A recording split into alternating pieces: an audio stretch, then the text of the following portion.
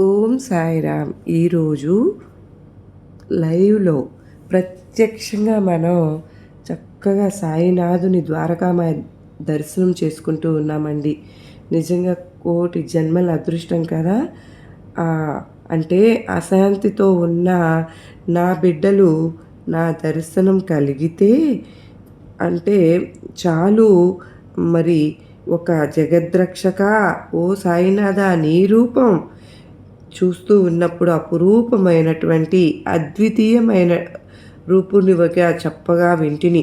బాబా, అచంచలమైన నా మనసును కట్టడి చేసి నన్ను నీ మిత్రునిగా చేసుకోవయ్యా. నారాయణ, బాలుడినైన నేను నిన్ను వేడుతున్నానయ్యా. నీ దర్శన భాగ్యంతో నన్ను ఉద్ధరించయ్యా అంటూ సాయినాథును దర్శించినటువంటి చాలామంది ఆ రోజుల్లోనే భక్తుల యొక్క స్థితి ఎలా ఉండేది అంటే, సాయినాథుని దర్శించడం అంటే దాసోని మహారాజు కీర్తనలు అనేక మంది భక్తుల దగ్గరికి వెళ్ళిన తర్వాత పొందినటువంటి ప్రయోజనాలతో పాటు వారి పేరు చెప్పగానే ఎందుకు మనకు శాంతి స్థానం అనేటటువంటి దానికి ఫిక్స్ అయిపోతుంది అని అంటే, అంత మాత్రమే కాదండి, జీవితాన్ని ఉద్ధరించేది కూడా సాయినాథుడు.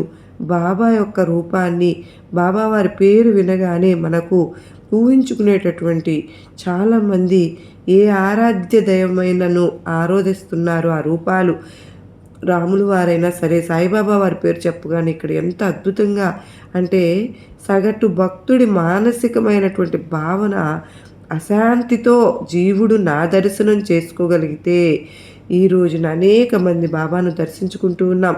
అనేక సార్లు షిరిడీకి వెళ్తున్నాం, నెలకొకసారి వెళ్తున్నాం, 6 నెలలకి, సంవత్సరానికి అశాంతికి లోనవుతూ ఉంటాం.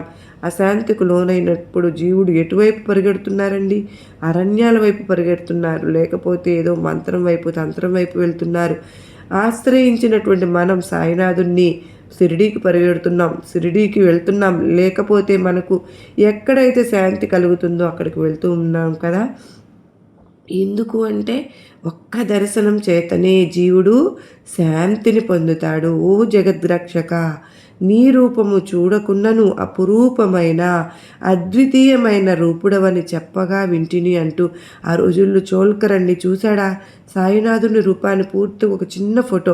అదేవిధంగా అనేక మంది ఆ రోజు సాయినాథుని గురించి తెలుసుకున్నటువంటి వారు బాబావారిని రూపాన్ని ఎవరు చూడలేదు. షిరిడీలో గొప్ప మహాత్ముడు ఉన్నారు అన్న మాట మాత్రమే విన్నారు, కానీ రూపం చూడలేదు. కానీ బాబా వారి యొక్క దివ్య మంగళ రూపాన్ని చూసినటువంటి వారు సాయినాథుని యొక్క సుందర మోమును గురించి ప్రతి ఒక్కరూ విని తన్మయత్వానికి చెందారు.